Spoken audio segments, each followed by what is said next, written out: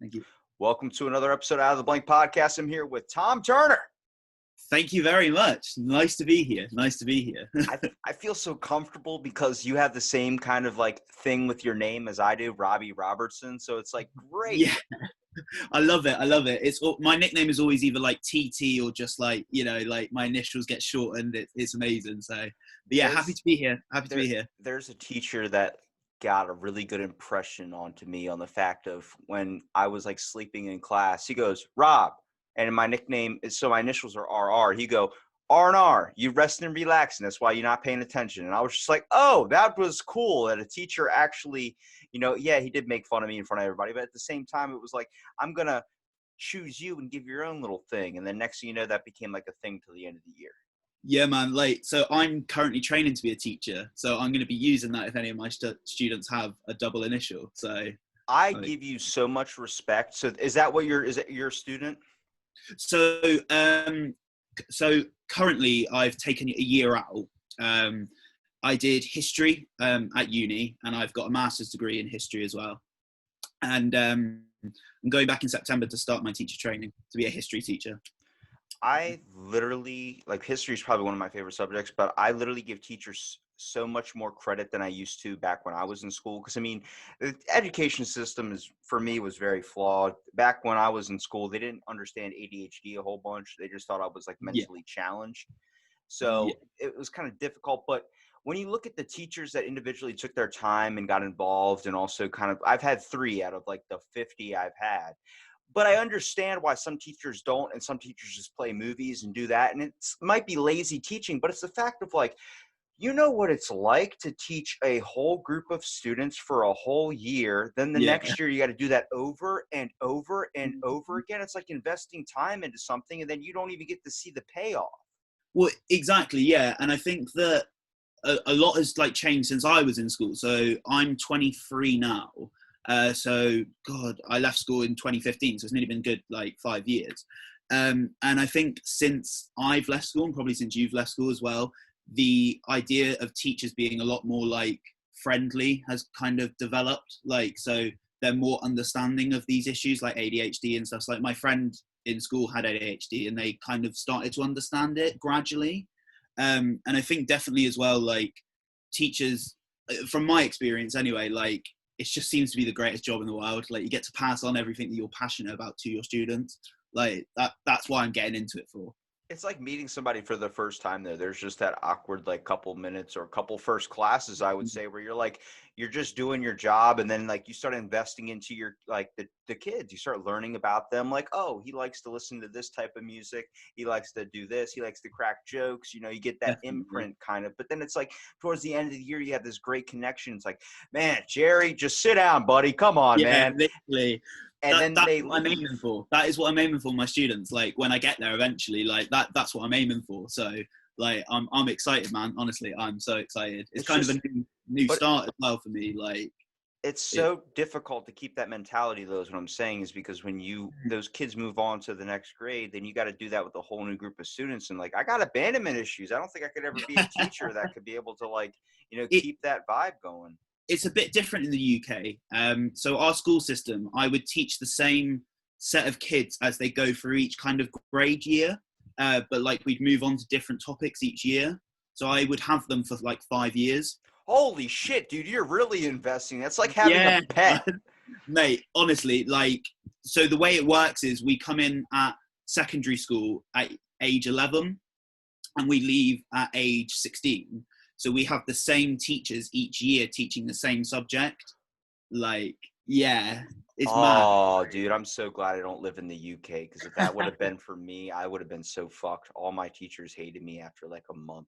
Seriously, man. I was just like, let me just, like, if I'm going to show up, just let me just sit in the back. I just want to be alone. I don't want to deal with like any of the problems. Plus, I was getting really high in high school to the point where like, you're just sitting there like, where's your homework, Robbie? I'm like, I don't know. Where's your book bag? I don't know. Yeah, like, I don't fucking know. Literally. Well, like, again, I think the school system in the UK, because we all have to wear uniforms and we all have to wear ties and blazers every day. Like, it's mad. Like, I don't think I could have gone to school in America. Like, Nothing definitely not. beats the school pizza though. Like, I am pro education system. That pizza was amazing. Like, I would still go back just to find that. But like, I think learning, a lot of it has to be done on your own accord. I know we have to teach the basic fundamentals, but I feel like the best way to really hone in what people are going to be in life is not by giving them, yeah, obviously give them their basic list, but once they hit high school or middle school, I would say, when like maybe Mhm. ninth grade, eighth grade, give them a Yeah, little test. And it's like a survey, like the ones you take on Facebook, that like yeah, find out what you're passionate about, and then hmm start giving you classes that would help you reach your goal. Like, if people are good hmm with their hands and they don't like to sit and do math, then put them in wood shop. Put them in a yeah, class where they can, because I've met some people that I went to school with where it was like them in a classroom scenario was like, you're dumb as shit. But then them in a wood shop, or them in like dealing with like they're the drill best. press and machines, they're building things that are like Hephaestus or something from Greek mythology. Yeah, I'm like, it's Jesus. amazing, isn't it? Like, so we have a kind of similar thing here. So when we get to around 13, 14 in school, we get to choose what exams or what like courses we want to do for our exams. And I know a lot of people. So I did like I. So basically, in the UK, we have to have at least 5 of these things called GCSEs, which is the generic like qualification to go out into the world of work and etc. But like a lot of kids get only to choose 5 because they, like you say, they hate sitting in a classroom. So they go and do like design, and they design the most amazing things that I could never do in a million years, and it's giving those kids the opportunity to do what they love. And like you said, the passion, like as long as you as long as you get, like when we're like 13, 14, you're kind of starting to find out who you are, and giving them the opportunity to do that and stuff that they enjoy would be sick. Like, and that's definitely something that's happened in the UK. Like, I think we both can agree on the fact of like, when you're teaching a kid something, you have to teach them the basic fundamentals. But like, we're all mm-hmm. searching for an answer of what is life. Okay, we'll Yeah. give you a little plug here, the What the Life Thank you, thank podcast. Okay, you, thank you very much. so Yeah, so like What the Life podcast. It's a podcast that was run by 2 of my friends and myself, and we've wanted to start it for years because like we've been through like we're all only 23, so we don't claim to be experts on life, but we've been through a lot, and it's kind of like how we've dealt with the problems that we've had in life. So I've And been marinating on that question. What is life? Okay. yeah. What is your answer to what is life? God, I don't know. I don't really think I have an answer. And Like, that's the answer. And you know hmm, why that is the answer? And I've been really, honestly, I thought about this yesterday, and this is where I came to this conclusion. It might be deep, or it might be just, it might fall short. But it's no, the man. aspect of, I think life is different for everybody. Definitely. We all have these roads that we walk. We all have these different pathways and problems that occur in our own life. And Bruce Lee said it best. He goes, God Mm, gave you this life because or God gave you this road because you're tough enough to walk it. Your yeah, problems compared to somebody else's problems might seem minuscule, might seem this, but if they were put in your shoes, they probably couldn't be able to handle it. You've been absolutely. gifted, I would say, with these issues because maybe you might have the strength to overcome them. Sometimes it falls short and people can't overcome those issues. But Yeah. when life has this thing of putting you in a system, especially like society, more like it is like trying to factor out these 9 to 5 workers. And I feel like that's where creativity and passion really Mm, die, because I wouldn't ever trade in any of the bad moments in my life, only on the factor of I think they've turned me into this spark, this thing that I feel like I would rather be risky than play it yeah. safe. I absolutely 100% agree with that, because like everything that's happened in my life has made me who I am today, and it's made me the person that I strive to be, and to this nice guy, I hope. And like the challenges that I've kind of faced in my life aren't really like, they would probably seem minuscule to somebody else, but also the fact that like they've made me who I am. And like you say, like life, like God gives you all these roads that you have to walk down, and if you kind of go through life having an easy road, you're never going to kind of experience life. Do you get what I'm saying? Like, Well, it's you can take like twins, let's say, exactly the mm-hmm, same and identical in every single way, but you place one in a really bad home and then one in a really, really good home mm-hmm, where everything's given to them. you're going to see two outcomes for each of it. It's going to either be the complete opposite, where the person decides to change his whole entire life because of the rough road he's walked and make his life better for it, or he ends up doing a life of crime or just trying to live like everything that was gifted to him. It's how you look at life. Are you looking at it half full or half empty? Yeah. You got to be And like half full, mate, half full all the time, like all the time. You have to, because like if you let these problems consume you, then you're not living your life, you know, and it stops you from having experiences where you could actually love your life, you know. So that, yeah. Like, what I really don't like is, like, I don't want to turn it into a motivational thing. Is I just don't like the people that sell motivational stuff. You know what I mean? Like when they're like, I'll give you the tools to be the best you can be. It's like, if anything, that shit should be offered for free. exactly. Like, I don't think a podcast is going to change somebody's life, No. but it might help out in a scenario that really brings them to an enlightened point. You know what I mean? Like, I think answers are going to come your way and you have to be open to them, or you're just going to shut them out. So it's really hard. And this is where I understand religion, because I'm not really a big religious person, but I understand why people get that. Sometimes there's something that really hits you at a moment where you're like, it has to be that. It has to be. And then that's what gets them through to the next day. And I'm like, good, fucking believe in it. If you want to believe in Pastafarianism, go for it. But at the same time, I feel like the one thing that should really be honed and focused on is the fact of being open-minded. Once you close that door, you're like cutting out so much valuable information.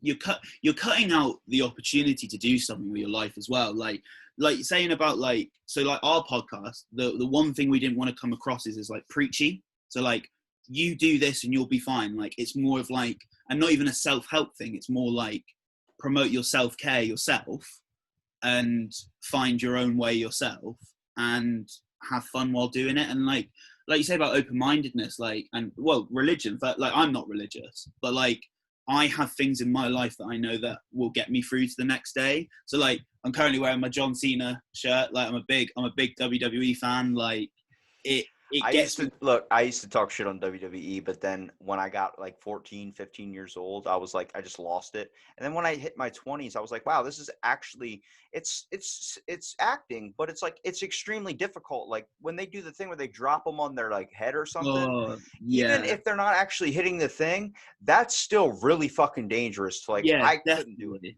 Definitely. And like, I think wrestling in general, like, cause I go to a lot of like independent wrestling shows in the UK and stuff. Wrestling in general is kind of like, it's an escape. And when people are like, oh, why don't you just watch a TV show? And I'm like, well, I am, because it's scripted acting, but you get invested in the storylines the same as you get invested in a TV storyline, you know? And I think when people shit on like other people's passions, that's kind of like they haven't got a passion of their own, so they have to shit on yours to kind of make them feel a little bit better, I guess. But yeah, like, I think it's a whole factor of like, we just don't, we're stuck in our ways, we're stuck in these ruts, we're stuck in these roads, and we don't ever want to change them. And I get it, because you know that you got that way because of something that happened in your life. Environmental influences, for instance, when I was learning in psychology and all these types of things, where so a person got that way because maybe something happened in their life, maybe it was something that came across, and that's why they think this way. And I've always tried to look at that perspective, because like, how many times you talk to somebody and they're just like, that's stupid, or that's this, that's that, and they have this already justified point of view that seems like it's never going to change. And I'm like, what the hell? Like, I was walking on my local boardwalk in my town, and there were two Jehovah's Witnesses, the people that come to your door and shit, but they were just preaching on the boardwalk. We have them here as well, don't worry. So they were preaching about Christ, and they were saying, you're going to hell if you don't believe in Jesus Christ.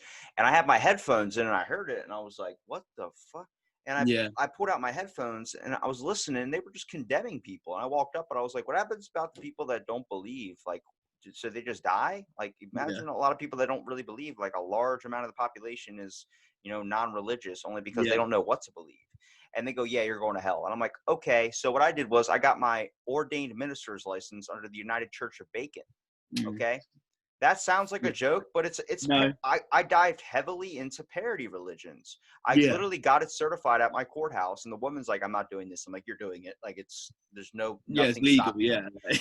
But parody religions, it's about not making fun of religion. It's about you can create anything, and as long as you believe in it, or as long as you Yeah. can kind of, do it, it all has a deeper meaning. Everything has Sure. deeper For meaning. A sure. freaking pencil dropping on the floor can have deep meaning, Deeper meaning, yeah.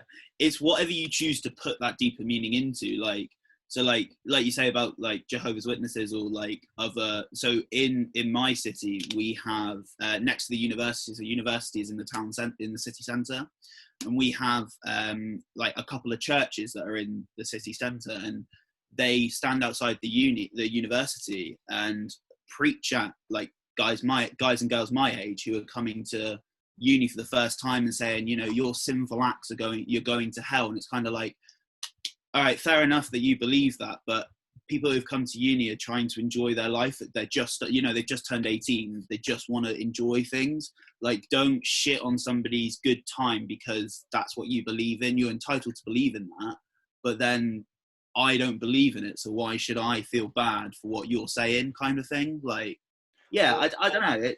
Religion's always a tricky one because there is always deeper meaning behind everything. But Well, if you look at overall, like the podcast that you're doing, for instance, like examining problems and kind of trying to give people advice on how to overcome them, yeah, there's gonna be a lot of people like you don't even understand what it like is like to be like a black man in society or what it's like to this. exactly.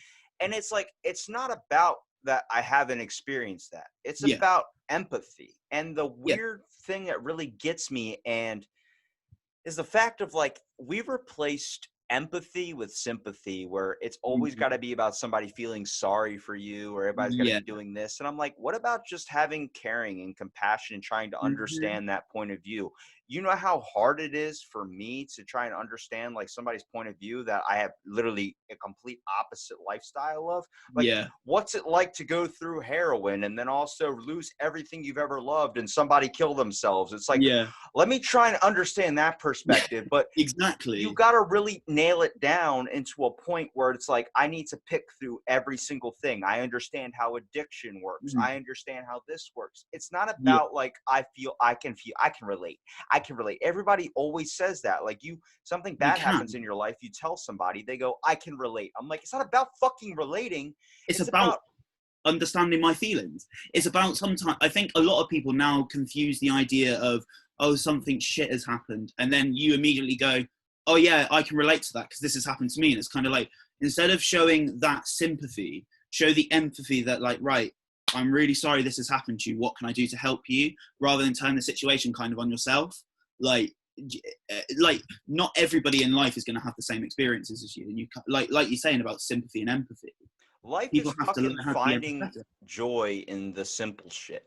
I mean, Mm, to me, like, I from having like a really, really rough month to the fact of like I would just go to a diner and I would just sit there, get a nice grilled cheese or get like a nice toasted like sandwich or something, and yeah, just biting into that crispiness and like the little crumbs like coming off and hitting the yeah, plate, that picker patter. Simple shit like that, dude. Like a yeah, good milkshake or totally. something. Like that Oh, stuff that yeah, can really, if you really just sit and take more time into a lot of the things you're doing, a lot of the enjoyment, a lot of the factors, like really narrow it down to this. And this will give you an anxiety attack if you really take it the wrong way. I had a yeah, panic attack doing this. So I was like, wow, life is so simple. We're literally just like there's air that comes into our lungs, fills up these balloon things in our chest without it even popping. Just magically, we're just hoping it all sticks together. And then you really think about all the blood that starts rushing through your veins into your yeah, organs, going into the right ventricle of your heart. And if you yeah, really narrow it down, you give yourself a panic attack. yeah, But definitely. I was looking at that. I was like, everything is functioning perfectly. And my biggest issue right now is that I have to work tomorrow. Like, Mm-hmm. what is the biggest problem here? There really isn't one. That isn't. You're happy. Everyone's like, you're happy to be alive. You're happy to wake up. You're happy to see a new day. Yeah, but for a lot of people that suffer from severe depression, they're looking through Mhm. like a fucking hole. And Yeah, it's definitely. like you got to explain to them like it's not about being happy you're alive. It's about finding the enjoyment in every second that you are. Definitely. And I think like for someone like me and like my other co-hosts, we've battled depression like the majority of our young lives. Like, like I said, we're only 23. Like it's not as if we've had these otherworldly experiences. Like, we've all battled depression at some stage in our life, probably without even realizing it. And what I tend to do, like, I've just come off the back of a very, very bad, like, end of relationship breakup, and everything that's going on in the world right now, like with the virus and being shut inside for so long, people's mental health is going to be shit. But finding those little, like you said, like having your or grilled cheese, sorry, like I call it cheese toasted, like it's finding those little aspects of life that you can just enjoy. Like like for the past 4 months I've been getting excited because all my best friends are coming down. It's finding that relief in something that you love that gets you through it. And talking about like the tunnel vision, like there is always light at the end of the tunnel kind of thing. You just have to find what gets you to that point. Do you have a secret thing you do that you kind of brings you peace or brings you harmony that you don't tell people about? I kind of do. Like it's not so much like secret. Like anyone who knows me knows I do it, but it's just kind of like so simple. I will just lay down in bed and I'll put my headphones in and I will listen to a really old playlist I've had since I was like 15, and it calms me because it kind of gets me back to a place that when I was there I was happy, and like it's brought me happiness again now. Like just kind of like that, like just simple things, just what gets me through. Like Mine's a little bit darker than yours. Go on. So I usually go to like a parking garage in my town, like on like a 30-story like hotel or something. And I just kind of sit on the edge of it, like the top of the building, and just sit with my feet dangling down. I'm not suicidal. I'm just no, like, I'm really like, and it's funny because you'll hear somebody like, imagine if somebody like, I always see a video of a person standing on a bridge and just like looking over, and someone's like, jump. And you're like, I'm just enjoying the view. Like I'm up there clearing my thoughts, looking down at a city and trying to really hone in what life is and trying to figure out, because I think we're all on our journeys and trying to understand a lot of things. And then imagine if someone said that to me when I was on that and I was having a bad day. That joke could have just ended it. Tipped you over the edge, like literally. Like it's like you start hearing about people that have like severe depression, that have, or like famous people, Robin Williams, for example. I can't tell you how much when I found out his death, I just broke me, because like probably like you, most comedians, for instance, have a severe depression thing on the concept of the reason why they always got to crack jokes and make laughs is because they don't want anybody to feel pain the way they do. Okay. Now, when you hear about Robin Williams and a tragedy like that, or Anthony Bourdain, you're like, how could they do that? Because they had it all. And it's like, that's the thing. You can have as much as you want. It's just stuff. There's a bigger, deeper thing. Everybody was like, I wish I had $1 million. I wish I had this. I wish I had that. I guarantee to you, most of the people of the world, if you ask them, I'll give you $10 billion, but to get that $10 billion, someone on the world, a person you don't even know, a random person in this world is going to die. You would still take that money because you didn't know that person. That's the train of thinking I want to get taken out. I want to be able to, whether it's with one person, whether it's with 100 people, whether it's whatever, but I want to make sure in my life that there's not that ever happening. If somebody offers me $10 billion and I'm in the roughest point of my entire life, I still will say no, because I feel like that life is a little bit more important. And that sounds brave. That sounds a positive. It sounds all these things on a microphone, but to actually fucking do it. Like I can tell you full force, if somebody pulls a gun out in a store, I'm going to be the first person that stands up and tries to stop that guy. That might sound like bullshit, but if you knew what was going in my head, where you're like, oh, this guy already has a death wish. It's kind of like that. Like, I feel like sometimes, like, if that's going to be my shot to heaven, fuck it. Like a heroic death, I'm down for that shit. You know what I mean? A Viking death, like taking it back to the history, like a Viking death, like dying in battle, doing something that protecting someone else, like it's a clear shot to heaven. Like, I mean, that's better than dying like in a nursing home with like falling headfirst into tapioca pudding or something. Like, Yeah, definitely. Taking a Definitely. bullet for somebody? Like, I saved a school of children, but you're dead. Yeah, but they're all safe. It's like, okay, so Exactly. They is get this to your live life? their life still. Oh, Like, man, like, I think a lot of people are always under the assumption that, like I know a few people who are always like, life is shit, life is doom and gloom, life is this, life is that, and it's kind of like, you don't know how lucky you have it, and there's other people fighting every day just to be here. Like, it. Do you know what I mean? Like, it's, yeah, like, there's bigger problems in the world than what some people make out that their big problems are. And I think kind of a bit of hindsight and a bit of like perspective change kind of would be good for some people. Like, that's the kind of the train of thought that I have in my life, is like, let people change their perspective to experience, like, going back to the empathy thing, have people experience what other people have experienced, and then realize how lucky that you actually can be. well, that's like the whole point of, I guess, teaching a little bit about history, is about understanding what a person kind of went through. But then you're looking at it like, a lot of what gets taught by history is not really the fundamental things I think that should be teaching. I think it should be more about understanding more of a perspective on things. Like, the best history I've ever learned was learning it through a journal of a person that was experiencing that. Like, have you ever read a Holocaust survivalist journal? Like, Yeah, I have, yeah. that's fucking, to hear that emotion is way better than hearing that.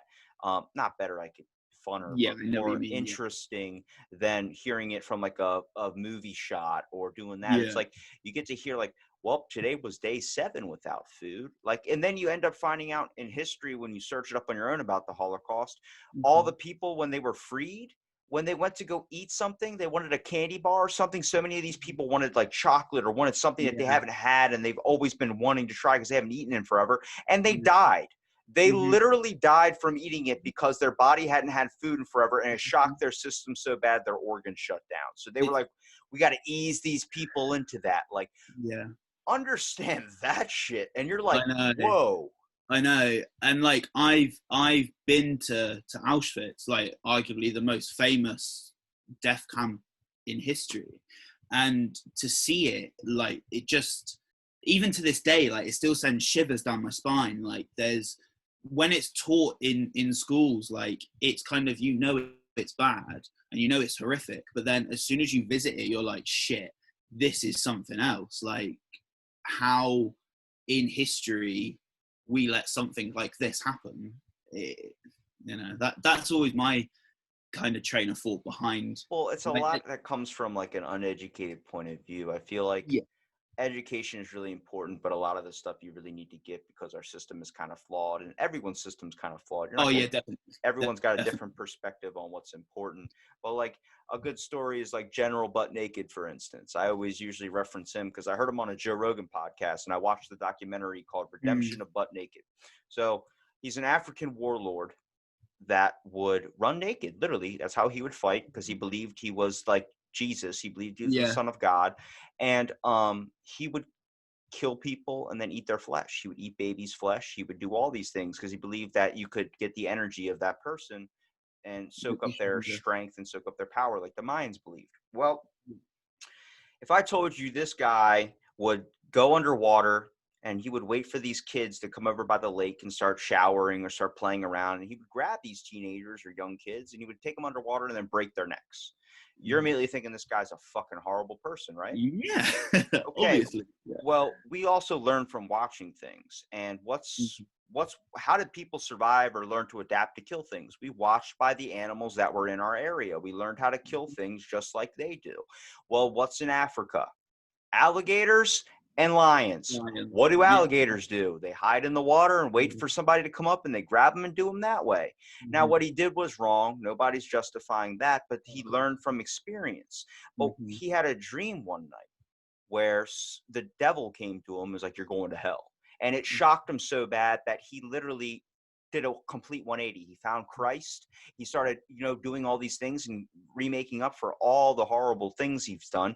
And they kind of let him go. Do you think that's right, or do you think that's wrong?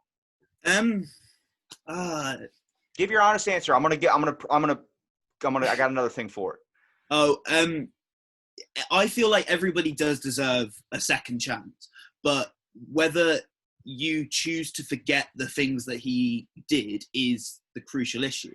Because if you forget, then you're in a sense forgiving what happened. If you still rationalize the fact that he did these horrible things, you're giving him a second chance.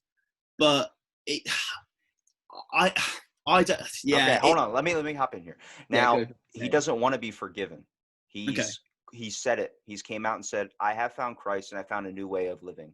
But I will never forget the faces of the people that I've killed, and I will never forget the horrible looks on the people's faces of the families that had to deal with this. He goes, "I should be put to death." That's his train of thinking. But since he's completely changed his life on the factor of now he's in Africa spending millions and millions of dollars building homes for people there, and then also disbanding warlords and child warriors that he once had. He did a complete reverse opposite, all because he understood. Someone sat him down. He had a dream and was like, oh shit, I've been wrong my whole entire life. So when you see somebody in a store, for instance, that is doing the craziest shit, you're like, that's not right. Understand that's because they don't know. And if you don't teach that, you're not, it's going to be like every kid walking around with a fucking cell phone playing video games in the middle of a store. Teach them not to do that, because that's not right. That's not polite. That's being rude and inconsiderate of others around you. So we kind of had, so recently, during our lockdown, we kind of had a similar thing, like topic to this. So we had, obviously with the Black Lives Matter protests over here, we went through a stage of in one of the biggest cities in the UK called Bristol. They tore down a statue of a slaver, of someone who was a slaver, but was also instrumental to the structure and the building of Bristol. So he was involved in the British slave trade, but also he built hospitals, he built kids' homes and everything in Bristol. And a lot of people are saying that these statues of these people should be torn down and eradicated from history. Like, so I don't know if you saw it, but like the Churchill statue outside our government building was defaced. And a lot of people were upset about that because they thought, oh, he won us the war and et cetera, et cetera. Nobody, and the debate that I always come in with because I have two very separate groups of people in my life that believe one thing and then the others believe another. So one was on the side of it's wrong to tear down these statues and the other was tear them down. From my perspective, as somebody who is a historian, there is no doubt that these people deserve to be exposed for the horrible things that they did. But it also doesn't give you the right to eradicate history, because if you start to eradicate history, you're not learning from its mistakes. And there's been a lot of debate what we should do with these statues over here. My debate is to put them in a museum. You don't forget. You should not. You should be educated on this, not just the narrow mindset of what the bad things they did. You know, like it's like I went to Berlin in December and went to the National German Museum, and there is a whole bit about Hitler and the Nazis, and they don't shy away from that, and they accept that it was wrong. But if you shy away from history, you're leaving yourself open to making the same mistakes as you did before. So it's a tough one. It's a tough one. Like, it's, well, with museums, if you start taking down things like Holocaust museums and all these things because it offends somebody, it's like, that's a good thing that it offends you. If it offends you and you get emotional at that, that's a good thing, because that's what it's supposed to do. It's supposed to show you that we don't ever want this ever to happen again. When I went to the Pearl Harbor Museum, you want to talk about, I rarely get pissed off. If it's anything, it's over something like super simple, but it's jokingly. This was so upset where I wanted to fight people in the parking lot because it was such emotional, like this thing where you get to see the names of all the people that had lost their lives and drowned. And then think about being in the perspective. You're in a sinking ship that just got hit. You have no way to get out and water is filling up and you're about to die and you're about to take your last breaths and you're about to lose everything. Your whole entire life is about to be erased. Think from that perspective. It really gets you pissed off when you start seeing people that are taking selfies in front of the fucking memorial, to the point where I was like, stop that shit. That is so rude. But it's not about forgetting or taking that out because it's offended, it should have got me fired up, because Yeah, it's definitely. about having empathy and understanding that perspective of those, what hard times those people had gone through. And I think that's very important to start teaching and to really try to put into your everyday life. Like, we get pissed off over the simplest shit. Over driving, I do it all the time. I just literally, I came from the gym, and Mhm. it's what, like, it's 7 a.m. here. We started at 7. It's Yeah. about 4 a.m. when I was when I was headed to the gym. There was a guy with a fucking walking stick, probably on a massive amount of drugs, really Yeah. elderly guy, just shouting at people into their Jeeps, just bumbling across the Yeah. street. I'm like, what the fuck is happening? Mhm. Like, that Yeah, I shit get. where I'm Yeah. just like, what? Like, there is so much going on, and like, people are trying to ignore him, and he's just getting all angry and thrown out. I'm like, what happened in your life that got you to this point? And I Yeah. guarantee you it was probably something bad where he got drunk or did something the night before. He had to, we're all trying to cope in the best ways we know how. And now it's starting to spill out into the streets, where it's like, we always have to give out our personal shit. Like, oh, this is happening in my life. It's like Facebook complaining. It's like, Yeah. process Yeah. it, because talking about it helps, but a bunch of Mm. people that don't care about your actual situation is not going to get you out there at all.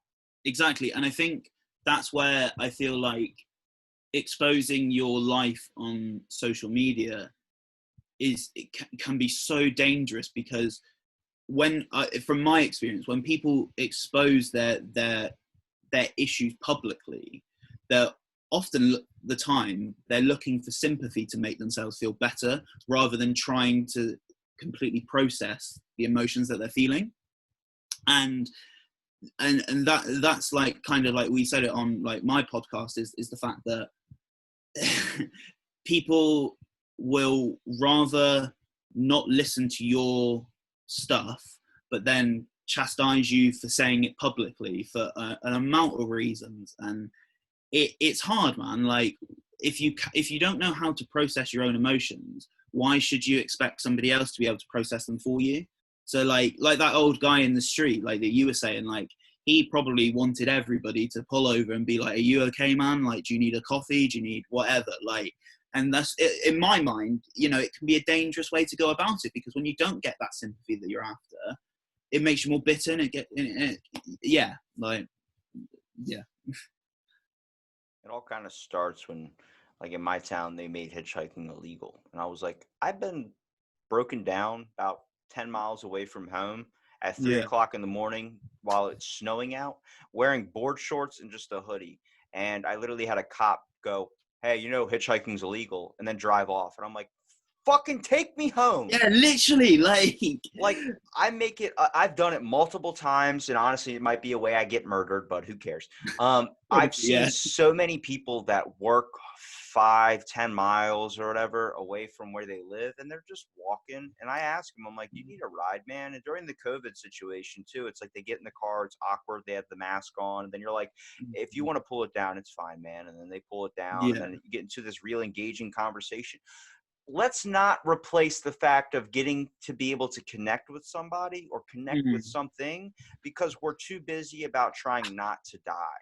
And like, Yeah. that's the same thing with restaurants opening back up and stuff. It's the factor of, we are more worried about, like, the mask is on, the mask is on, the mask is on, I'm not going to die, I'm not going to die. It's like, then you're missing out on creating moments with your family and friends. It's like it's way worse than the cell phone. This one puts you in an angle of fear instead of an angle of mindlessness.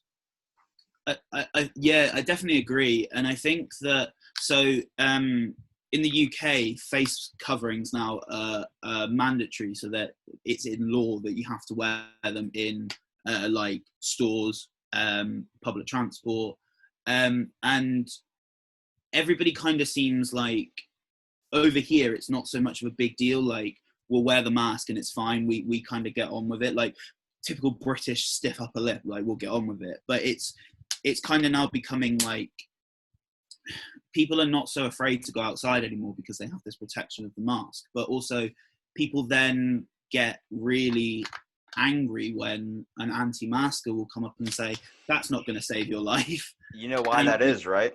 You were, yeah, because, well, no, go on. Why? Like, So I figured this out while I was in a store because I don't really care for the mask thing. I'll do it if like I have to. Obviously, it's yeah. people feel comfortable, I'll do it. Mhm. But like I was in a store and I had my mask on and a dude behind me had his mask off. And I was like, the fuck? Like I felt in my head go, I need to tell this person to put his fucking mask on. And I told the cashier and she was like I snitched. I was like, what? What am I doing? And why was I Why did getting you do so upset? And I realized it's rule following.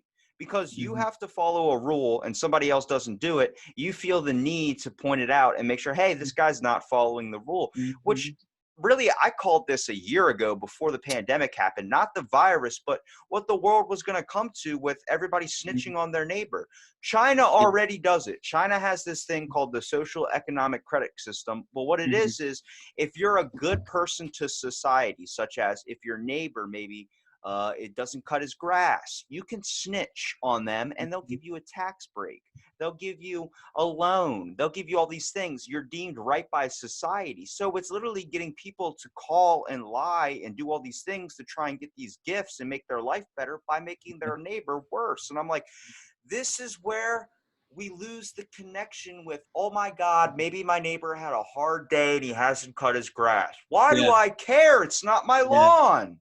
The people in the world today are more inherently selfish, and I think since the COVID thing, like, yeah, we've all kind of come together, but also you see how selfish people can be when in the time of others needing help, people kind of turn their backs. Like, it's, yeah, it's weird that people don't put out the same kind of connection, like you saying, as they used to. And I think that's just the world that we're going to now.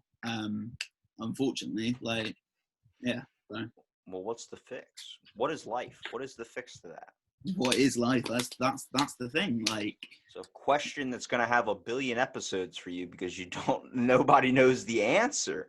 well, that's the thing. It's like, so the thinking behind the name of What the Life is like almost like we wanted to say what the fuck, but like we also wanted to get like we wanted to be more like appealing. So like it's the fact that life can be so shit, but it can also be so amazing if you let it.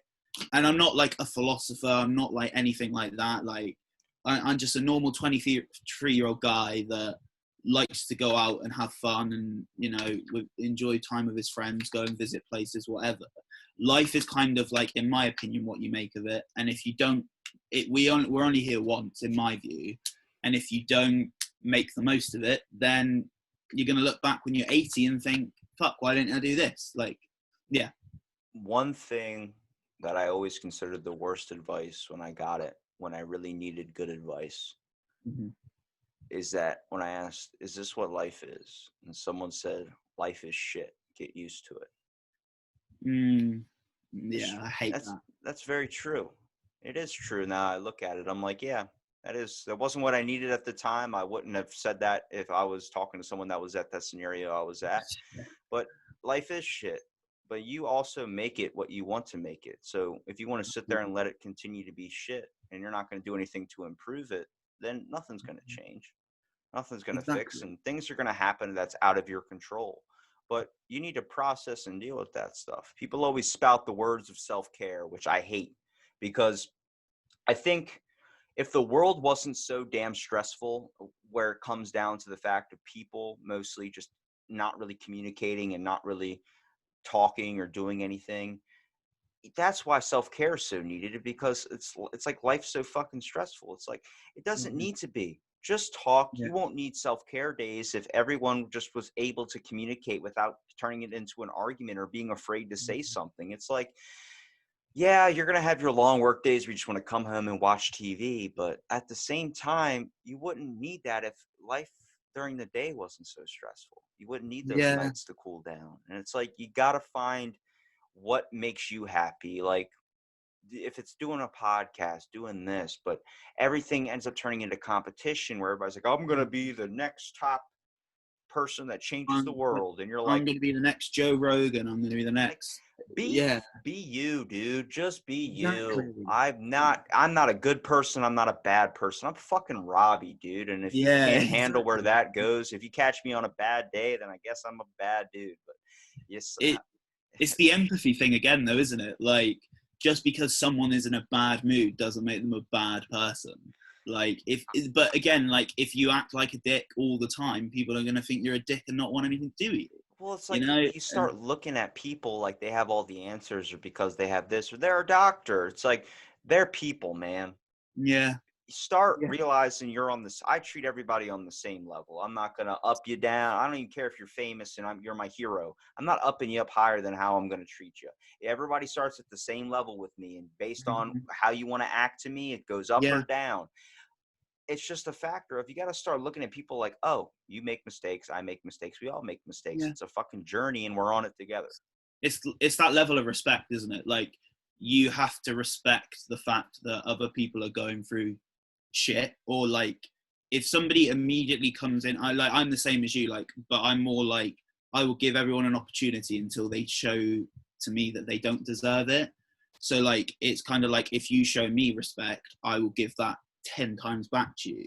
But as soon as you disrespect me, it's like, no. Like, if just because somebody thinks that, you know, they deserve that, I fully agree with you there, man. Like, it's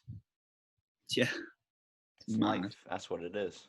It is life. And I think nowadays, especially like this year, like, everyone's saying, oh, 2020 is such a shit year, it's like a write-off, like, throw it in the bin. It's like, it doesn't have to be. Like, I get it. Pull out the goods of coronavirus. I've been asking people that question a lot. What's one thing you pulled out that was good from coronavirus? And I've heard so many people talk about they found something inside themselves. I found something inside myself about I used to work out every single day. I used to quit vacations and all this stuff. I still do it every day, but I don't kill myself over it. It's like, you have a life to live, enjoy it. I never thought that would happen until everything started shutting down and you couldn't do it. Like, something was like, wow, the one therapy I had is telling me I can't do it now. It's everyone has something like that. I think for me, it was kind of like, I realized who the people that I like, being separated from the people that you thought cared about you, kind of then showed you who was real and who wasn't. Like, I think I found a lot out about myself being trapped inside. Like, I don't need anybody else to be happy. Like, and now that everything's opening back up again, I'm sure it'll shut down eventually, but like, being able to actually go out and enjoy myself and not take life too seriously and just have fun. Like, I think that's the biggest thing I discovered about myself, is the fact that I just like to go out and enjoy my life, Can't live your life in trust or in belief of something else will do it for you. You got to be able to do it on your own. Definitely. And I think that's where the biggest thing for me is like, I kind of expected everything to fall into place for me, and it didn't. And I had to then readjust myself and think, shit, no, I need to get better myself, and I need to do better myself. So definitely lockdown and COVID have done that for me, like, start asking people, what are the positives you got out of it? I know my friend, one of my co-hosts, he got a job out of it. So like, it's not like, I know a lot of people lost their jobs, but you just got to make the best of a bad situation, I guess. As cliche as it sounds. Best of a bad situation. It might be cliche, but it kind of rings true.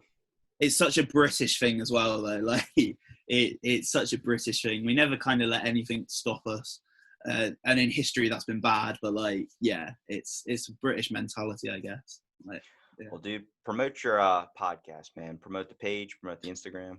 So, I have a podcast with two of my best friends, Luke and James. The podcast is called What the Life. You can find us on Spotify, Anchor, Google Podcasts, anywhere you get your podcasts except for iTunes at the moment. We do a new episode every Friday, 6 p.m. Greenwich Mean Time, so British time. Every Friday, we talk about issues that we've had in our life. But also we have a bit of fun. So we did our drunken stories, like what we get up to, like fun stuff, like did a Q&A, like, and you can follow us at wtl.podcast on Instagram. And yeah, so I hope to see some of you guys there. Well, thanks for listening to this episode Out of the Blank, and stay tuned for our next episode.